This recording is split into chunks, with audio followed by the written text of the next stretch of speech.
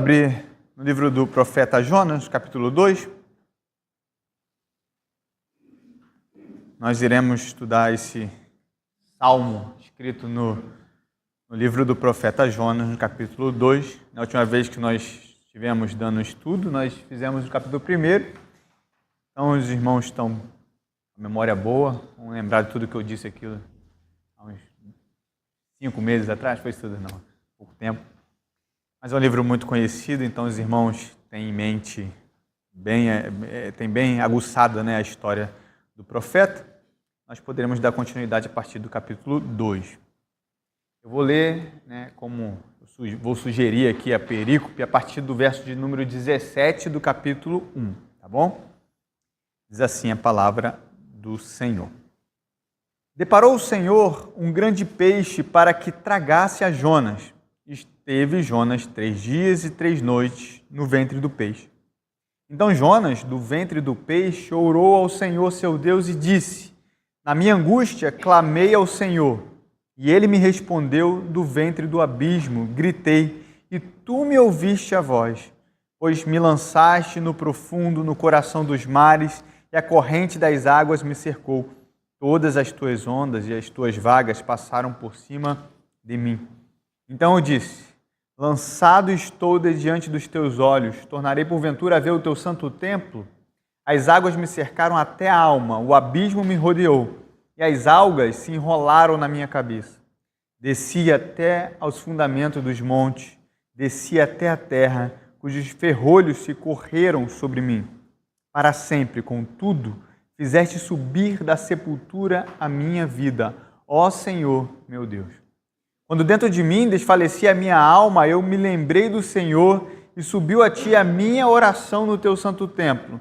Os que se entregam à idolatria vã abandonam aquele que lhes é misericordioso, mas com a voz do agradecimento eu te oferecerei sacrifício, o que votei pagarei.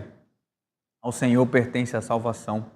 Falou, pois, o Senhor ao peixe, e este vomitou a Jonas na terra.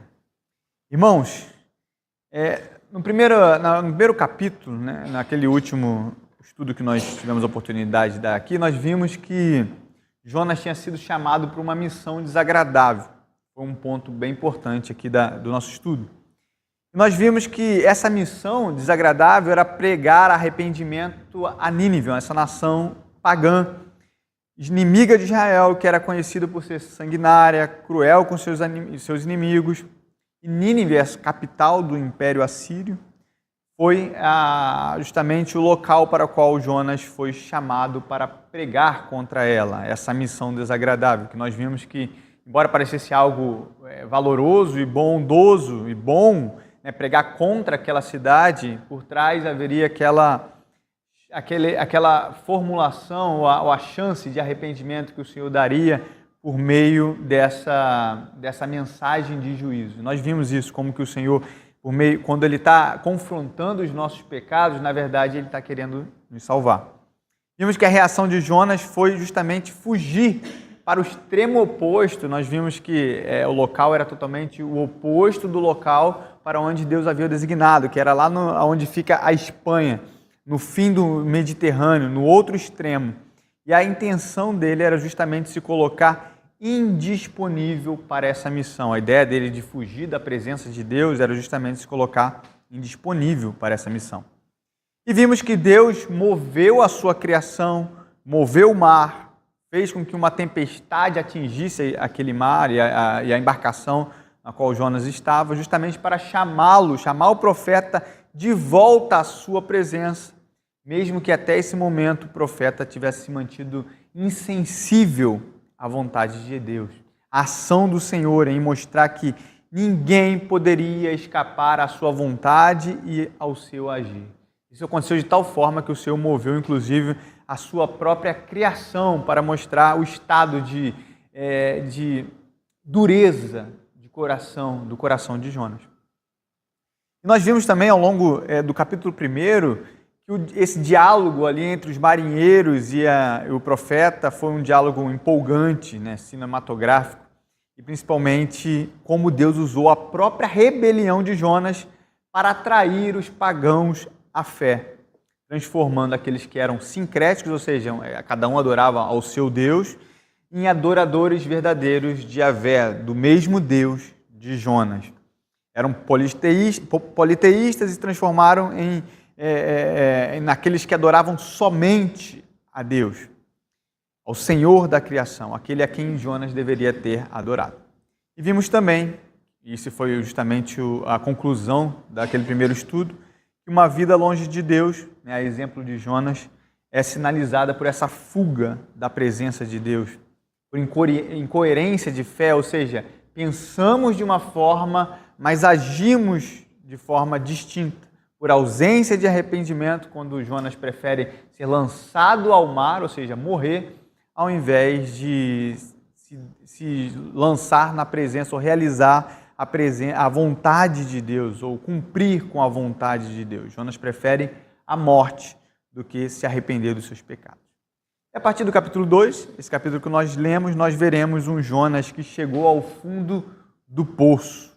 Jonas que desceu ladeira abaixo, desde o momento em que resolveu se dispor, mas para fugir da presença de Deus. Aquilo que está dito lá no capítulo 1, verso 3, quando ele se dispôs, mas para fugir da presença de Deus. E o que nós vemos e vimos é justamente um Jonas que vai ladeira abaixo. Pense comigo que Jonas, a primeira atitude de Jonas é descer até o porto de Jope, que ficava geograficamente falando num local abaixo de onde Jonas estava, justamente para embarcar para Tarsis. Olha como é que o autor bíblico descreve isso de forma muito intencional. Logo após, Jonas vai descer para entrar no navio. Ele desce até o navio. E não somente até o navio, mas ele desce até o porão do navio, onde ele fica dormindo, indiferente à tempestade. Após isso, Jonas desce agora até as profundezas do mar, sendo envolvido pelas ondas e afogado por essas muitas águas que o atingem. Muito interessante como é que o autor bíblico coloca isso, dispõe isso no relato bíblico, porque ele não coloca isso de uma forma aleatória ou de uma forma que não sirva para nós. Essa derrocada, esse descer até o fundo do abismo por parte do profeta.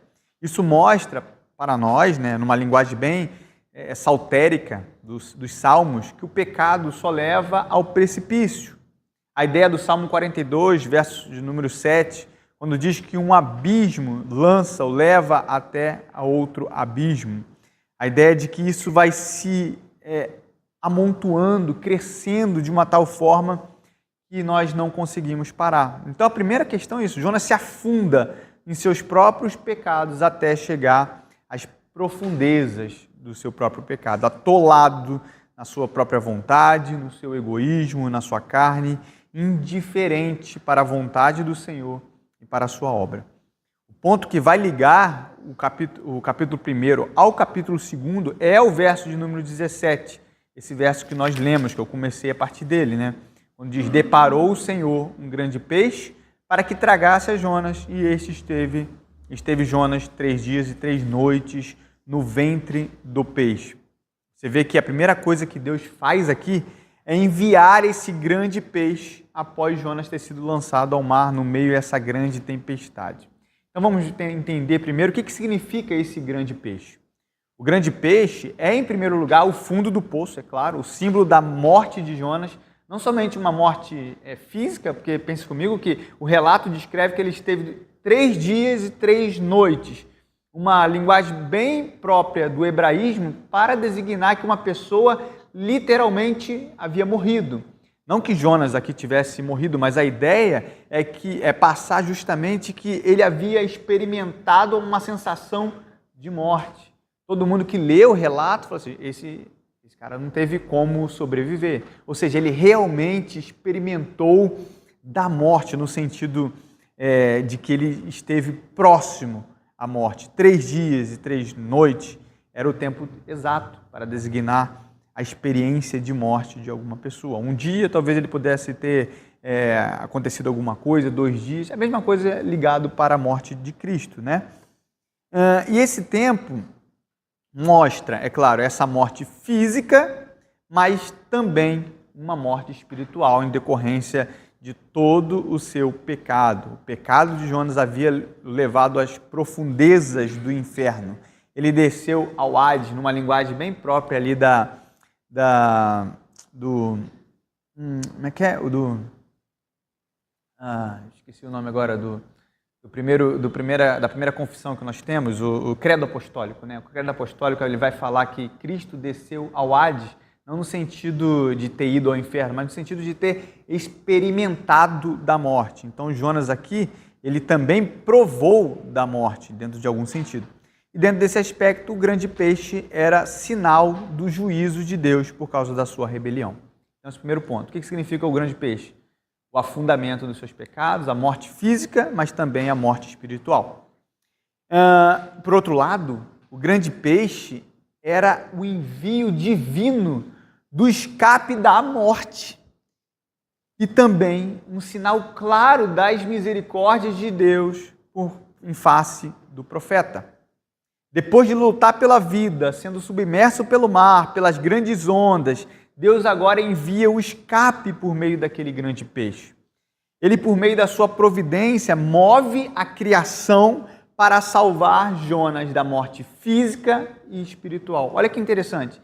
Deus havia movido a criação para afundar Jonas nos seus pecados, levando ele a experimentar da morte física e espiritual. E, ao mesmo tempo, Deus move a criação agora para fazê-lo ser liberto, livre, experimentar da vida e também de uma vida espiritual. Não somente da vida física, mas de uma vida espiritual. Isso é muito interessante, porque o que se vê no capítulo 2 é um salmo, meus irmãos. É um salmo fora do saltério, mas é um salmo. Aqui é um salmo, um puro salmo, né?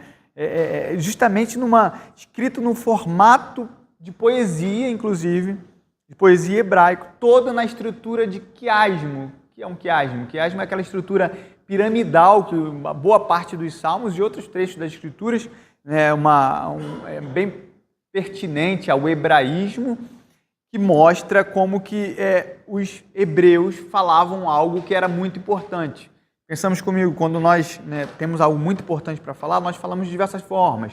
Ou gritamos, ou fazemos rimas, ou fazemos algumas outras coisas para demonstrar que aquilo é importante. Um hebreu, para falar que algo é muito importante, ele fazia poesia. E a estrutura quiasmática é muito evidente aqui, né? Eu vou mostrar para vocês como é que o salmo é estruturado. No verso de 1:17, o peixe engole Jonas, tá? É o verso que nós lemos. É o chamado primeira parte, A. Na parte B, Jonas vai clamar a Deus por salvação, está no capítulo 2, versos de 1 a 2. No terceira parte, agora na parte C, Jonas vai descer ao abismo e ainda assim vai olhar ao templo, verso de número 3 a 4 do capítulo 2. E no centro desse salmo, Jonas, entre aspas, morre e ressuscita no verso 5 a 6. E olha como é que as estruturas vai começar a se repetir. Nós falamos da letra C, né? Jonas desceu ao abismo, do verso 3 a 4. Tá? Vou ler aqui para vocês, só para vocês ficarem mais vivo para vocês. Pois me lançaste no profundo do coração dos mares, as correntes das águas me cercou, e todas as suas ondas, as tuas vagas passaram por cima de mim. E ele disse, né? Então disse, lançado estou diante dos teus olhos, tornarei porventura a ver o seu santo templo. É o C, né, de Jonas. No C1, Jonas desce ao abismo agora, sabendo que a sua oração chegou ao templo. Ou seja, na primeira parte, na parte C, ele esperava não sair do templo. Ou será que ele fica na expectativa de ver o teu santo templo no verso 4? No verso de número 7, ele, quando dentro de mim desfalecia a minha alma, eu me lembrei do Senhor e subiu a ti a minha oração no teu santo templo. A oração chega no santo templo. Ele tinha perspectiva, agora é consumada essa perspectiva. Na parte B1, Jonas agora vai louvar a Deus pela salvação. Lembra que no verso de 1 a 2, Jonas estava clamando pela salvação. E agora no verso de 8 a 9, Jonas louva a Deus por essa salvação que ele clamou lá no início. E no verso de número 10, que é a mesma coisa da parte A que nós lemos no verso 17, o peixe agora cospe Jonas. Falou, pois, o Senhor, no verso 10, ao peixe, e este vomitou Jonas na terra, diferente do Jonas que havia sido engolido pelo peixe. É muito interessante essa estrutura aqui asmática, porque mostra o centro do Salmo. O centro do Salmo é essa morte e ressurreição que é provida por Deus no verso 5 e 6. A estrutura é toda assim, ó, em pirâmide. O que fica no centro sozinho é justamente o verso de número 5 a 6. Só falei isso para mostrar que aqui é um salmo propriamente dito, numa estrutura de salmo. Isso vai gerar uma espécie de curiosidade, inclusive pelos liberais, porque eles vão afirmar, é uma afirmação até interessante, como poderia Jonas estar grato, né, diante de uma situação tão adversa que o lhe acometeu, e ainda assim produzir um salmo dentro do ventre de um peixe, à beira da morte, uma situação totalmente deplorável. Como é que ele poderia concatenar, né, um salmo de confissão e de gratidão dentro do ventre de um peixe? É essa a dúvida dos liberais, né? Para denotar a história. Lembra que a gente precisa ter uma espécie de apologética para provar que isso aqui não é algo fictício, uma fábula, mas é algo verdadeiro, algo confirmado, inclusive, pelo nosso Senhor Jesus. E aqui a resposta está no fato de que os salmos são orações. A gente lê os salmos, mas às vezes esquece que os salmos são orações do povo de Deus. É claro, muitos deles feitos por Davi, né, pela equipe, né, que trabalhava com Davi e no Santo Templo, justamente como uma espécie de oração do povo de Deus em diferentes momentos. E um desses momentos era o momento de sofrimento, de tribulação. O povo de Deus estava acostumado a produzir salmos. Seria inclusive natural para um profeta criado, versado na lei de Moisés, inclusive nos salmos que eram lidos o tempo todo, né, eram ensinados para eles. Foi ensinado, decorou muito deles, e quando orasse, era natural que ao orar, um profeta orasse um salmo. A linguagem dele estava toda versada num salmo, no saltério. E ele faria isso no momento de tribulação, no momento de turbulência. A sua oração exalaria o saltério. Isso é um ponto muito importante, tá? Então, no verso número 1 do capítulo 2, quando diz assim: então Jonas, do ventre do peixe, orou ao Senhor seu Deus e disse: na minha angústia clamei ao Senhor. A oração de Jonas, que é composta desse salmo de gratidão pelo grande livramento que Deus lhe proporcionou. Aqui está o título dessa oração, desse saltério, né? E aí ele fala assim, né? Começa a oração dele. E ele me respondeu: do ventre do abismo gritei. Verso número 2, e disse: na minha angústia clamei ao Senhor. E ele me respondeu: do ventre do abismo gritei, e tu me ouviste a voz, pois tu me lançaste no profundo do coração dos mares, e a corrente das águas me cercou. Todas as tuas ondas e as tuas vagas passaram por cima de mim. Interessante que, se você perceber comigo, desde o capítulo 1, não teve nenhum momento em que Jonas tivesse ajoelhado em algum momento e orado. Não tem nenhum momento no capítulo 1. Veio a tempestade, quer dizer, ele entrou no barco, ele dormiu, houve o conclame, né, do chefe do navio para que cada um orasse ao seu Deus. Jonas é o único que não ora, nem diante daquela interferência ali, daquele pagão que fala: você não vai orar ao seu Deus, né? Ele não ora. Ele é lançado ao mar, na verdade eles tiram a sorte, Jonas não ora. Ele é lançado ao mar e ainda assim, Jonas não ora. E o ponto aqui interessante é que, mesmo diante disso tudo, Jonas preferiu a morte, manteve-se insensível a toda a situação ao reconhecer o seu pecado. Em nenhum momento é dito, até aqui, que ele havia orado. É interessante porque isso mostra muito do nosso coração, porque quando as coisas não vão bem, normalmente nós não temos coragem de falar com Deus, de orar ao Senhor, de elevar a nossa voz ao Senhor. E Jonas sentiu a mesma coisa, ele estava entranhado nos seus próprios pecados, e a primeira coisa que ele faz é abster-se da oração, de entrar na presença de Deus. Ele não tem essa coragem. Ele prefere ser lançado à sepultura do que elevar a Deus em oração, quer seja de contrição, né, ou de arrependimento. E é aí que ele está de frente à morte, lançado às profundezas do mar, e a primeira coisa que Jonas faz é orar. Foi necessário que Deus lançasse-o num abismo para que a sua insensibilidade fosse, enfim, quebrada e ele orasse ao Senhor. Você vê, porque ele teve outras chances de orar. Porém, o único momento que ele se disponibilizou para entrar na presença do Senhor foi quando não havia mais jeito, não havia mais solução.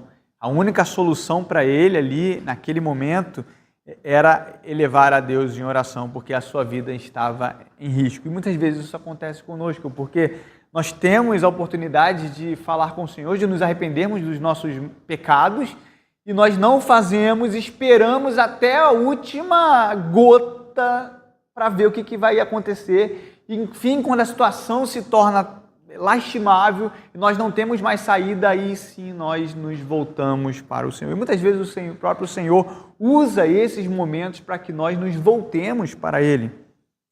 O Senhor ele usa inclusive o nosso próprio pecado para que nós possamos voltar para Ele em contrição. E a oração de Jonas, você viu comigo aqui no verso 2, não é uma oração feita de forma natural. Na verdade, ele não estava passando por um momento tranquilo, mas a oração dele é em forma de desespero. Ele grita, olha o verso número 2, na minha angústia clamei ao Senhor e Ele me respondeu, do ventre do abismo gritei e Tu me ouviste a voz. Era uma oração de desespero, uma oração diante da morte.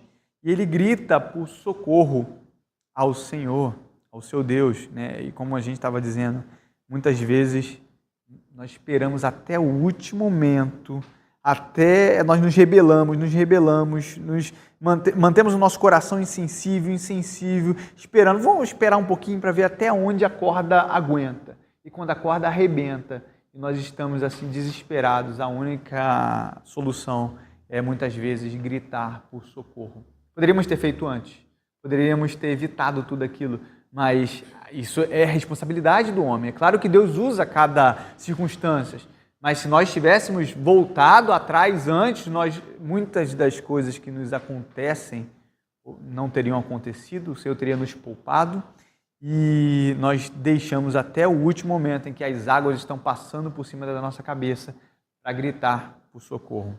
Ainda bem, né, que o Senhor, Ele inclusive nos admoeste, nos disciplina até esse ponto, para que nós nos voltemos para Ele. Ainda bem, Ele usa inclusive o nosso próprio pecado para isso. E um outro ponto interessante é que Jonas, em nenhum momento, vai culpar outra pessoa por causa do acontecimento, do acontecido. Ele não culpa os marinheiros por terem lançado no mar, porque na verdade quem lançou Jonas no mar foram os marinheiros, né? Ele não culpa o chefe dos navios, ele não culpa a tempestade, ele não joga a culpa para outra pessoa. Ele reconhece que foi o próprio Deus que estava o fazendo passar por aquela situação. Olha o verso número 3. Pois me lançaste no profundo, no coração dos mares, e a corrente das águas me cercou. Todas as tuas ondas e as tuas vagas passaram por cima de mim. É a mesma... É ipsilitris, né, do Salmo 42, quando fala um abismo chama outro abismo, ao fragor das tuas catadupas, ou seja, cachoeiras, todas as tuas ondas e vagas passaram sobre mim. É a mesma coisa. Literalmente o Salmo. Na verdade, esse Salmo aqui tem um compêndio de pelo menos 20 salmos. Você vai conseguir juntar aqui 20 salmos e entender como que... É claro que Jonas não fez isso de propósito, vou pegar aqui o salmo tal, não, mas como eu disse, a sua alma exalava os salmos. Então, quando ele orasse, a linguagem saltérica dos salmos estava na poesia, ou na oração de Jonas. E aqui há um reconhecimento justamente que Deus estava o tratando por causa da sua rebelião. É interessante porque isso é um sinal de arrependimento. Um sinal de arrependimento verdadeiro. Quando nós deixamos de culpar as pessoas, as circunstâncias, os outros por causa das coisas que muitas vezes nos acontecem por causa dos nossos pecados e reconhecemos que, na verdade, é Deus que está nos tratando e nos fazendo passar por aquela situação muitas vezes para que nós nos voltemos para Ele, há em nós aí sim um sinal de verdadeiro arrependimento. Porque quando nós estamos cegos, a primeira coisa que nós fazemos é olhar para o outro e culpar o outro e culpar as circunstâncias por causa, muitas vezes, dos nossos próprios pecados. Deus tem usado muitas vezes os nossos pecados para nos fazer passar por situações que o fim é nos arrependermos dos nossos maus caminhos. Então, o que Jonas faz aqui é reconhecer que Deus estava tratando a sua alma diante desses acontecimentos. É um sinal de arrependimento. Para Jonas entender isso, foi necessário o Senhor lançá-lo nas profundezas desse grande abismo, essa linguagem poética para a morte. Jonas precisou provar da morte para que os seus olhos se abrissem.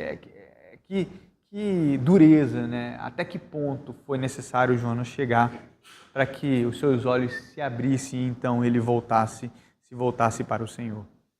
No verso número 4, a oração de Jonas segue e é dito assim: então eu disse, lançado estou diante dos teus olhos, tornarei porventura a ver o teu santo templo. Aqui o desejo pela presença de Deus. Jonas tem a real noção de que ele conseguiu aquilo que ele tanto queria. O que Jonas tanto queria no primeiro capítulo? Lembra? Qual era o objetivo de Jonas no capítulo 1? Fugir da presença de Deus.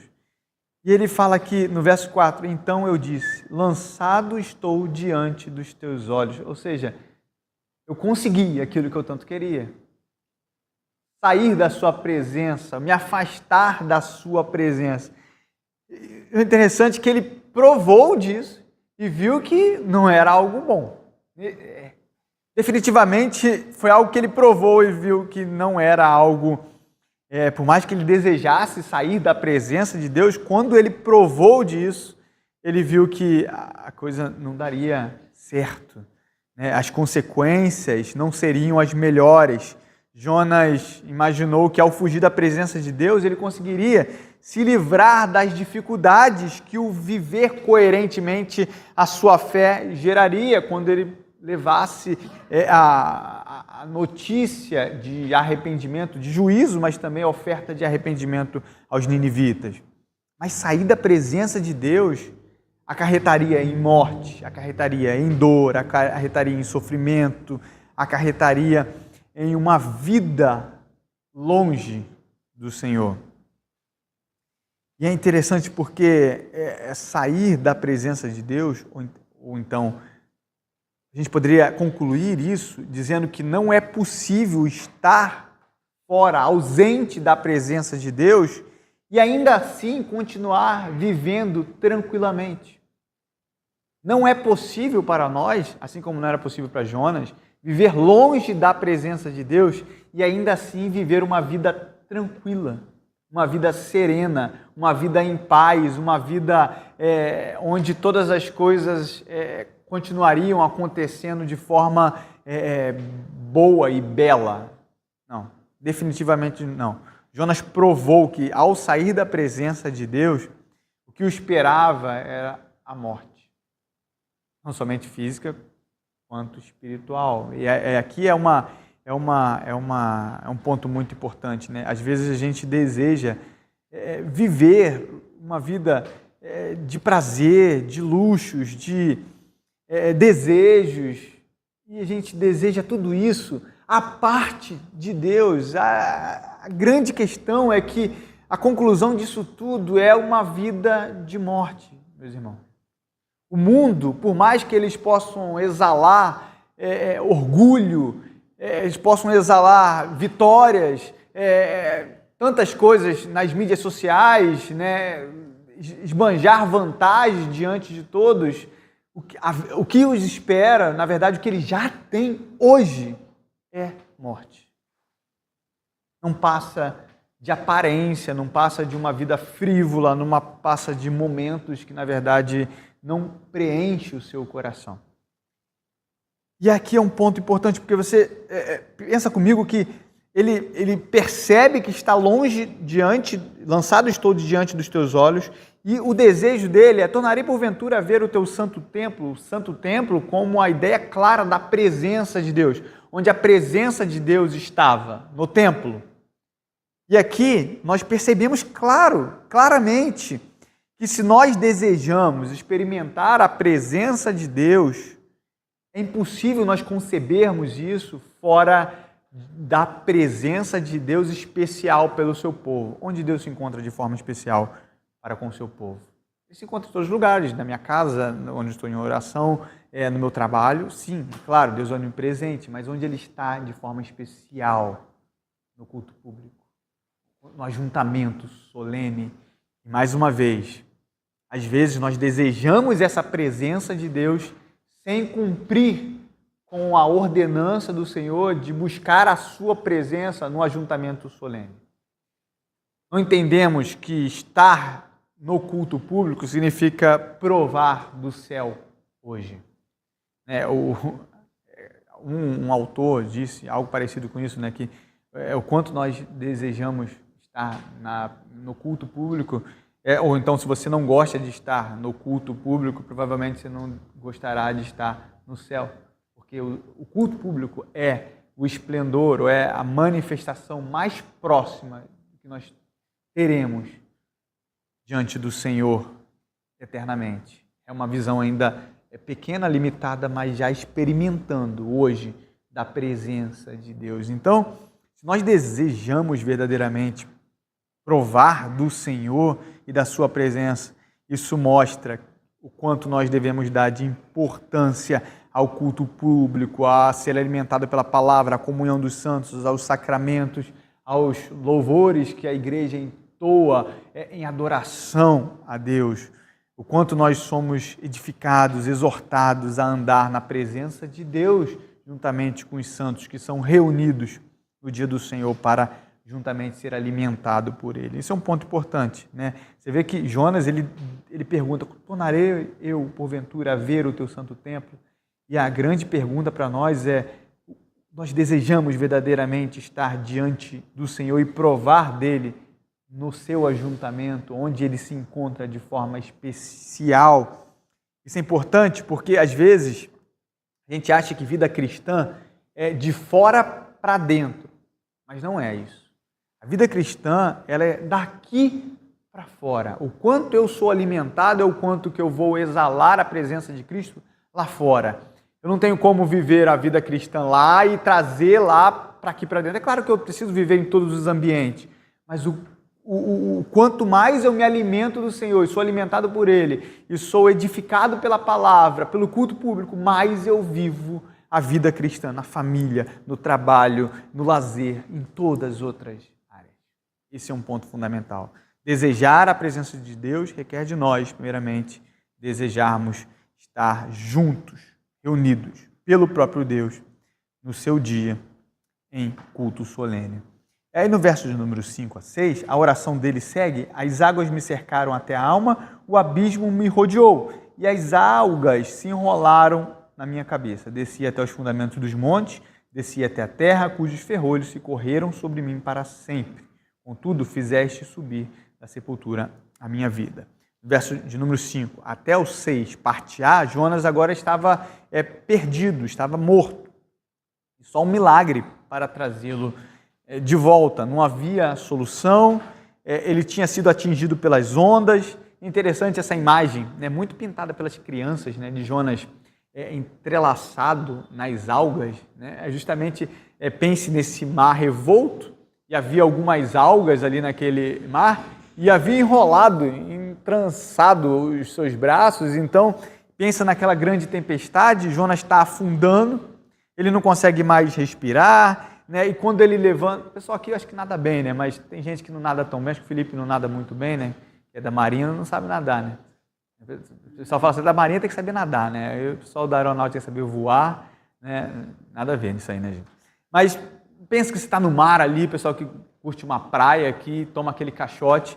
Quando você levanta, a primeira coisa que você faz é tomar outro caixote, porque vem aquela onda, né, como uma espécie de cachoeira, e aí te afunda de novo. Aí você fala, agora eu vou levantar e vou nadar, eu vou dar abraçada. Quando você vai levantar o braço, os seus braços estão amarrados por causa daquelas algas, né, que muitas vezes proliferam ali em alguma época do ano. Então é isso que Jonas está experimentando. Não havia como, isso diante de uma tempestade, de tantas ondas que pareciam cachoeiras que caíam sobre a sua cabeça. Ele tinha sido atingido por elas, as algas entrelaçavam a sua cabeça, a sua respiração não estava mais, estava totalmente ofegante, ele não conseguia pensar, ele não conseguia respirar. A sua capacidade de se livrar do afogamento era improvável, impossível, ele não conseguia se livrar por si só. É aquele ponto lá do capítulo 1, quando os marinheiros ouviram Jonas falar assim, ó, não tem solução, na verdade vocês têm que me lançar ao mar, porque sou eu que Deus está procurando. E os marinheiros fingem que não ouviram aquela palavra de Jonas e continuaram a remar, né, para encontrar o outro lado. Na verdade, eles estavam buscando se salvar por si mesmos. Jonas tenta a mesma coisa, ele tenta se salvar pelas suas próprias forças, mas diante dos seus pecados, diante do seu afundamento, diante da morte iminente, ele não teria força suficiente para salvar a si mesmo. Ele não teria força suficiente para retornar à superfície. Ele precisaria de alguém que lançasse o seu braço e o retornasse, o puxasse de volta até a superfície, né? Eu não está preparado isso aqui, mas às vezes acontece conosco essa ideia de buscar o escape por nós mesmos, sabe? Remar por nós mesmos, remar até a superfície por nós mesmos. Nós esquecemos que a salvação, como o profeta vai lembrar, não pertence a nós, mas a salvação pertence ao Senhor. Enquanto nós estivermos atrelados nos nossos próprios pensamentos e nossas próprias soluções, nós continuaremos afundando, sem alcançar a superfície. As ondas o encobriam. Se ele subisse, uma onda vinha a ele não conseguiria nadar, não conseguiria respirar direito. Quando eu tinha oportunidade, porque o seu corpo estava todo envolvido por essas águas, ele já tinha afundado até o fundo, impedido de retornar à superfície por si só. E a partir do verso B, da parte B do verso 6, há uma mudança de rumo muito interessante, né, do próprio Salmo, quando é dito assim, contudo, né, a ideia aqui, essa partícula aqui, mostrando inclusive essa adversativa, né, mostrando que, embora tivesse acontecido aquilo, contudo, fizeste subir da sepultura, ou seja, de forma improvável, tu, Senhor, fizeste subir da sepultura a minha vida. Ó Senhor, meu Deus, essa cláusula de adoração. Ó Senhor, meu Deus. E no verso 7, quando dentro de mim desfalecia a minha alma, eu me lembrei do Senhor e subiu até a ti a minha oração no seu santo templo. Aqui a mudança clara de rumo. Após perder a esperança de conseguir salvar a si mesmo, o Senhor então resgata diretamente Jonas da sepultura, ou resgata a vida do profeta. Ele transforma a morte física em vida. Ele transforma a morte espiritual em vida espiritual a partir do arrependimento do profeta. E assim como ele reconhece que Deus era quem tinha enviado todo esse acontecimento por causa do seu pecado, Jonas reconhece isso, ele também entende que o resgate, por mais que vinha ali por meio secundário, por parte do grande peixe, antes de tudo, era providência de Deus. Deus quem estava tirando o seu corpo da sepultura. Você olha a parte B do verso 6. Contudo, fizeste quem? O grande peixe? Não, fizeste o Senhor subir da sepultura a minha vida. Inclusive, ele termina exaltando a Deus por essa grande providência. No verso número 7, ele fala, quando dentro de mim desfalecia a minha alma, eu me lembrei de quem? do Senhor e subiu a ti a minha oração no teu santo templo. Jonas não cita o peixe. Ele não faz nenhuma menção à causa secundária, mas antes ele reconhece as mãos poderosas do Senhor neste milagre. Ele não troca a glória do Criador pela glória da criatura ou pela glória da criação. Ele sabia que era Deus, quem era Deus, e o Deus da criação é quem estava movendo a sua própria obra para salvar a Jonas. Ele estava debaixo dos santos decretos soberanos de Deus.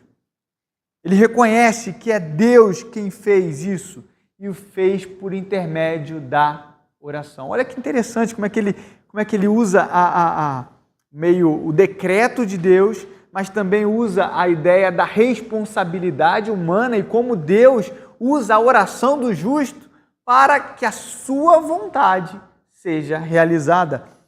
Olha aqui no verso número 7, quando dentro de mim desfalecia a minha alma, eu me lembrei do Senhor e subiu a ti a minha oração. A oração alcançando o grande altar de Deus e Deus ali respondendo a essa oração com essa providência, fazendo com que Jonas fosse liberto da morte, fosse livre, inclusive, das profundezas daquele grande abismo. Ele reconhece o papel da oração. O instrumento utilizado foi a oração de um crente desesperado, que não tinha para onde ir, que tinha, enfim, se visto como incapaz de solucionar aquele problema, que estava à beira da morte, viu a besteira que tinha feito quando desejou fugir da presença de Deus. Meus irmãos, isso aqui é muito importante para a igreja do Senhor, porque às vezes nós sabemos, entendemos intelectualmente sobre a oração, que nós devemos orar, oramos no culto público, mas esquecemos que Deus faz por intermédio da oração da igreja. Deus salva por intermédio da oração do justo. Deus cura por intermédio da oração dos santos. A oração é o fundamento pelo qual Deus age neste mundo. Aí você pode falar assim, mas Deus poderia fazer? Poderia, mas Ele não escolheu fazer assim. Ele escolheu usar os meios secundários e ainda nos deu a grande alegria de sermos instrumentos no processo dele agir neste mundo. A oração por si só ela não tem poder algum, mas em quem a oração está pautada? No Senhor Todo-Poderoso, o Senhor que escolheu fazer e realizar por meio da comunhão do seu povo para com Ele, para consigo. Olha que maravilhoso, quão privilegiado nós somos, meus amados. Se há alguém na sua família que não é cristão e que está entranhado nos seus pecados, ore, porque Deus faz por meio da oração. Se há alguém perdido neste mundo, ore para que Deus salve. Se nós precisamos ser fortalecidos, ore para que Deus fortaleça a sua igreja. Se nós precisamos ter ore para que Deus. Se nós precisamos ter mais sabedoria, ore para que Deus dê sabedoria ao seu povo. A oração é aquela frase, que ficou na minha mente aqui, acho que é do Spurgeon, nós devemos ser viciados em oração. Uma frase dessa aqui nossa, da frase da semana, Nós devemos ser viciados em oração porque sabemos que é na oração que nós temos comunhão com Deus. E através da oração o Senhor nos dá o privilégio de agir neste mundo por meio de pessoas tão frágeis e pequenas como nós. Temos mérito? Nenhum, meus irmãos. Nenhum mérito nisso. Mas temos a alegria indizível de sermos instrumentos do Senhor no seu processo de fazer neste mundo, de agir neste mundo. Só isso deveria ser um motivo maravilhoso para que nós acordássemos todo dia e orássemos durante o dia, orássemos em culto, orássemos uns com os outros, orássemos na igreja, orássemos fora da igreja, orássemos o tempo todo, orássemos sem cessar, como a Escritura diz, Esse é um ponto muito importante. E aqui mostra, claro, que enquanto nós nos sentimos capazes, merecedores, de que Deus nos ouça as nossas súplicas, nós estamos necessariamente trocando o mediador. Na verdade, o que acontece aqui é que Jonas deixa as suas próprias forças e passa a confiar plenamente em Deus.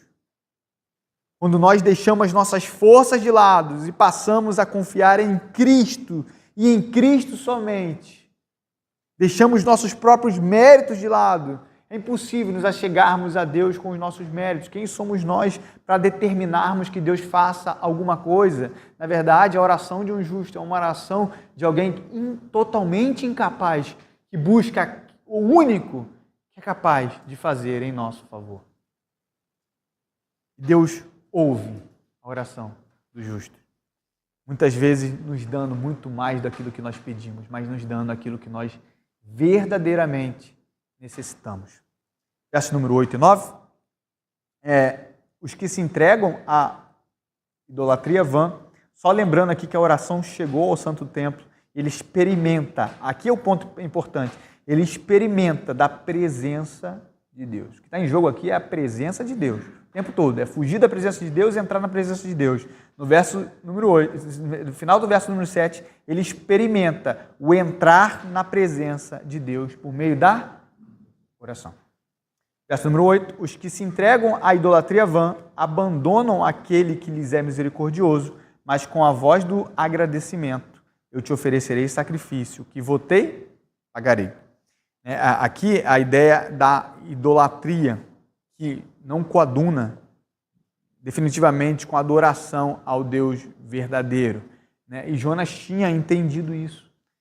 Ou ele teria estima, esse é o ponto, ou ele teria estima demasiada por ele mesmo e pelo seu povo, uma espécie de idolatria, ou ele se reconheceria tão pecador quanto os ninivitas e ofereceria as misericórdias que tinham cansado a sua vida àquele povo pecador. A ideia é justamente isso. Os que se entregam à idolatria vã abandonam aquele que lhes é misericordioso. Jonas tinha se entregado à vã idolatria e tinha abandonado aquele que era a ele misericordioso.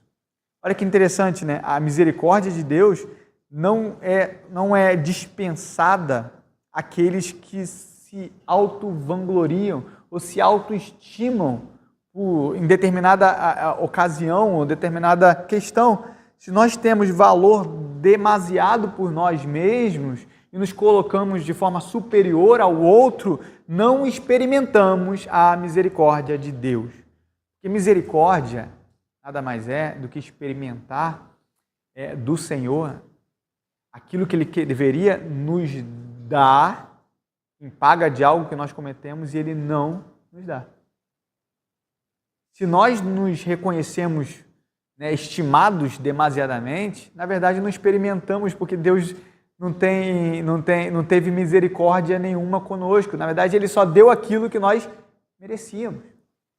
A misericórdia, na verdade, é justamente experimentar do favor imerecido, da graça de Deus. O Senhor, Ele poderia ter fulminado a Jonas, destruído Jonas, mas Ele experimenta da misericórdia quando Ele entende que Ele é tão pecador quanto os ninivitas. E quando nós nos colocamos em situação superior ao outro, por mais que o outro seja, aos nossos olhos, o maior pecador deste mundo, o maior criminoso deste mundo, o maior ofensor deste mundo, nós não experimentamos a graça e a misericórdia de Deus, porque quem somos nós? Quando nós olhamos, Calvino falava muito isso, nós só podemos nos conhecer se nós, antes de tudo, olharmos para Deus e conhecermos a Deus. Ao conhecer a Deus, ver quem Deus é e olharmos para nós mesmos, quem é que terá alguma estima por si?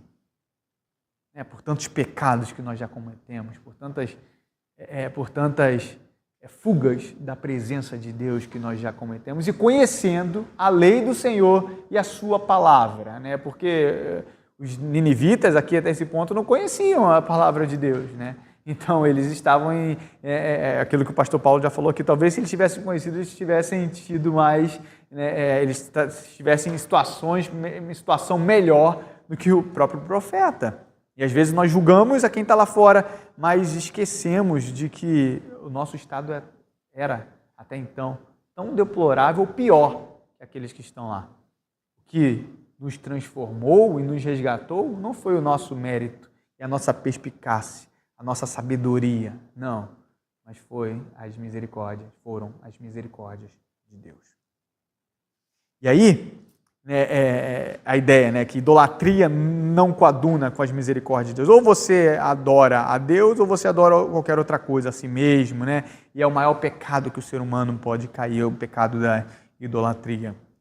E assim como os marinheiros, depois de ter alcançado a libertação, Jonas agora presta culto ao Senhor e firma um compromisso real com Deus. Olha que interessante, no verso de número 9. Mas com a voz do agradecimento, ou com gratidão, eu te oferecerei sacrifício. Culto. O que votei, pagarei. Para quem é um bom aluno de catecúmeno, sabe que voto é elemento de culto.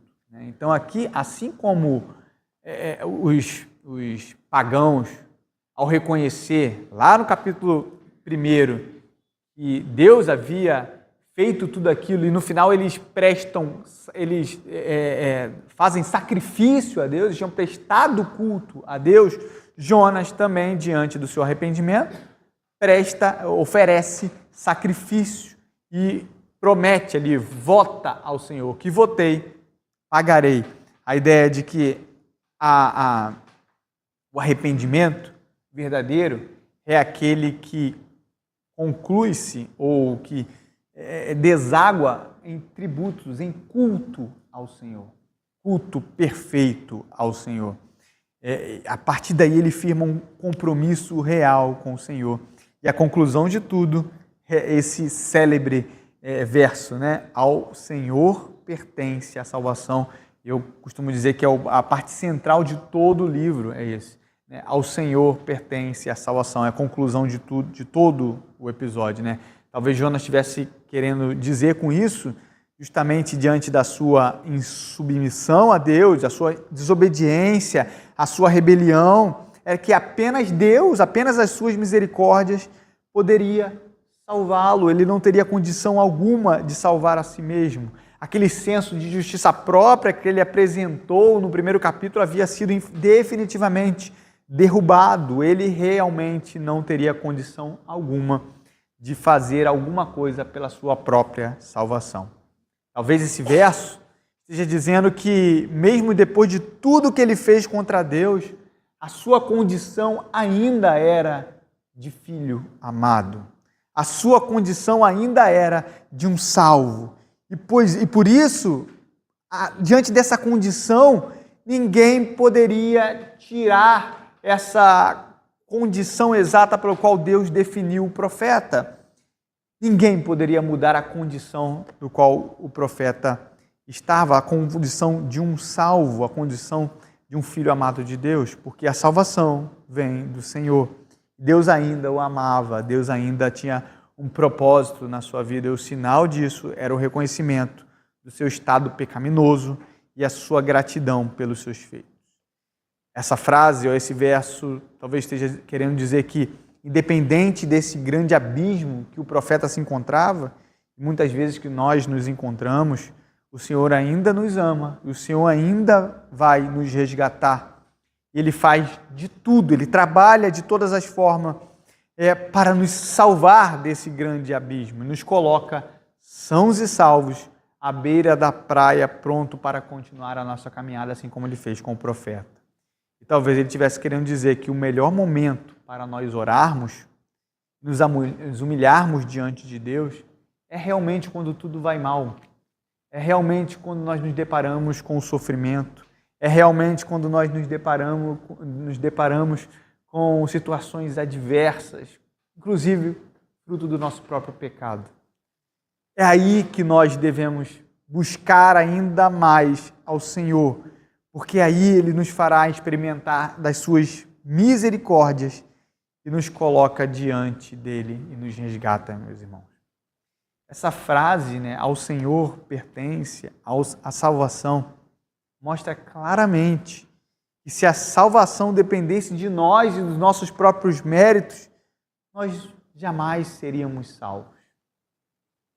Jonas foi criado na fé, na lei mosaica, era profeta, versado no saltério a tal ponto de orar um salmo ao Senhor dentro do ventre de um peixe. E mesmo assim estava nessa situação. Você acha realmente que você ou eu não somos capazes de chegar a uma situação tão parecida?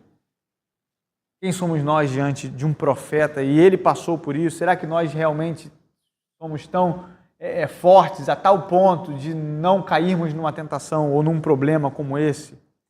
A grande questão aqui, a boa notícia que nós temos é que quando nós estivermos como Jonas, nós podemos nos lembrar definitivamente que a salvação pertence ao Senhor.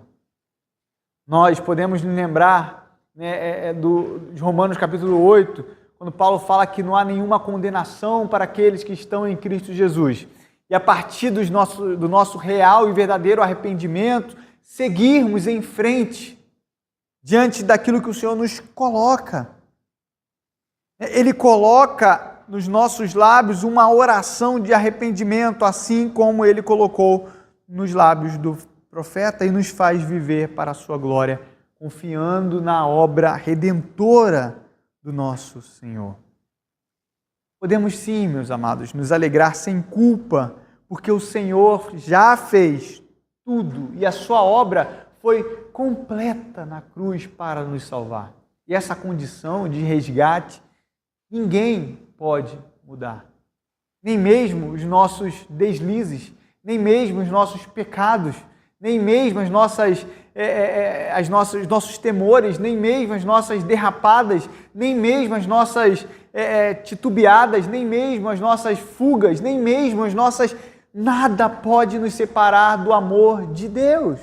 Está em Cristo Jesus, nosso Senhor.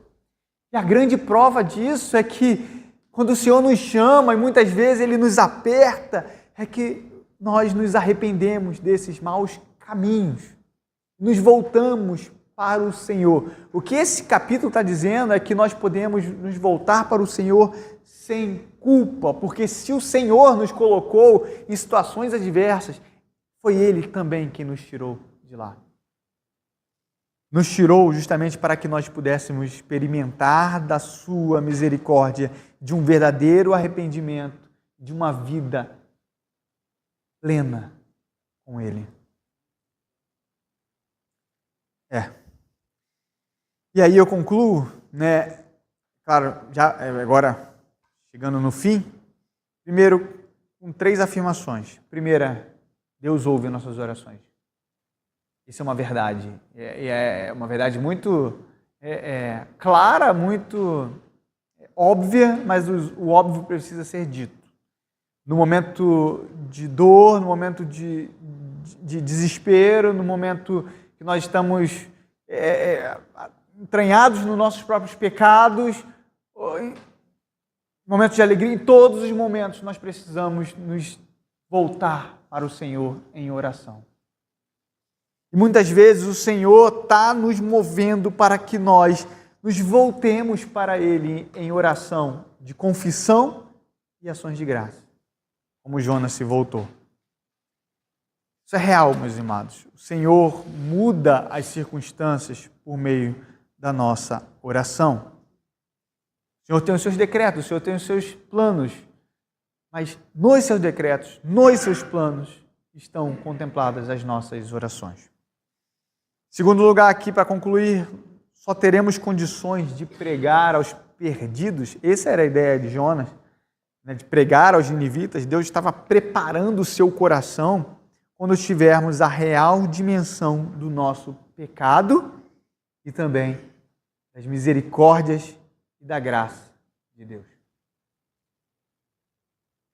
O quanto nós deliberaremos amor e misericórdia para aqueles que estão fora é o quanto que nós provamos das misericórdias de Deus. E qual é o tamanho da misericórdia de Deus, da sua graça por você e por mim?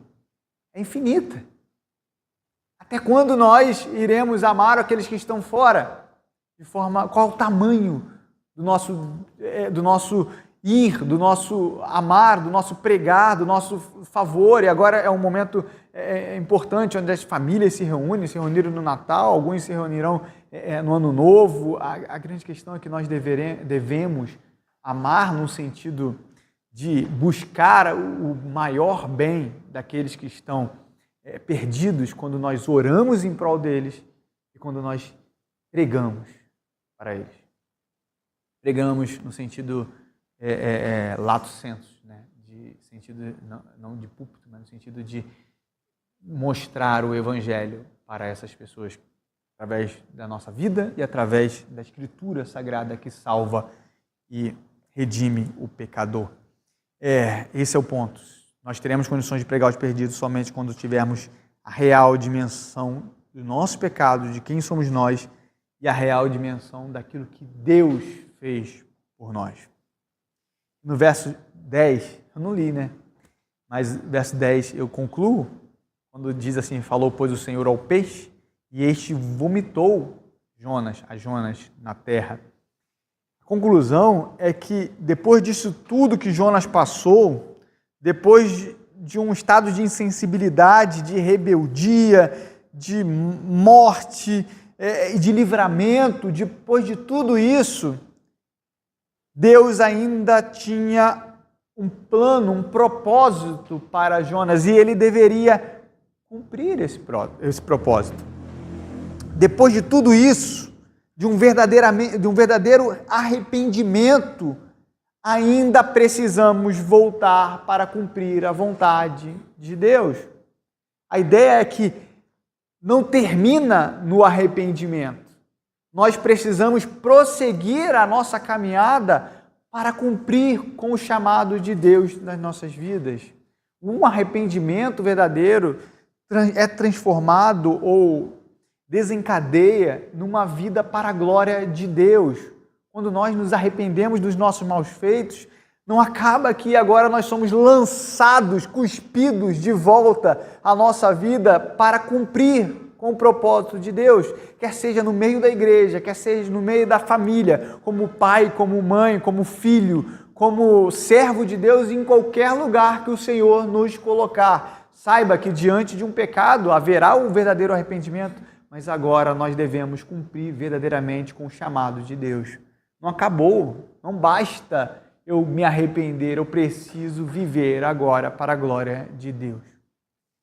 Jonas ainda tinha um propósito a realizar, uma missão a ser cumprida, assim como nós temos uma missão para ser cumprida, viver o Evangelho de Deus em todas as áreas das nossas vidas.